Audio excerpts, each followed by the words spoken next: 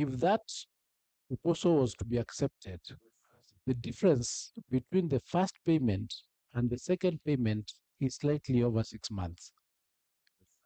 Because once we agree, we pay probably at the end of this month or in December, then the next payment is the financial year 26-27.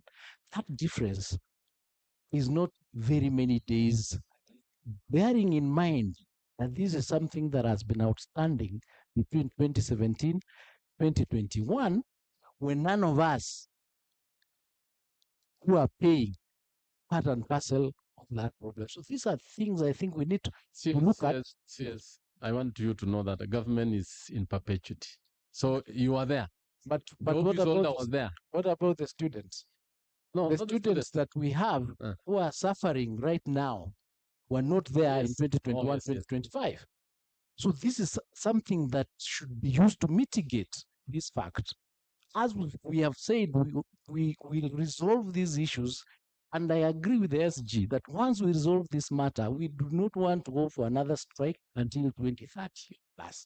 Because we want to resolve all these issues once and for all, put them down, and we deal with them, not trying to push them under the carpet. So we are determined. And that's why we are saying the best solution is accept 50% now, go back to class, the students continue, as we resolve any other, the 2025, 2029, once we agreed, we factor it in, we move on like that. This is our plea. This is our plea. And Chair, it's not all the universities that are on strike. We have 12 universities that are on strike. The others are in class. Now we're going to have a discrepancy where some students will complete when they entered at the same time, and others will not.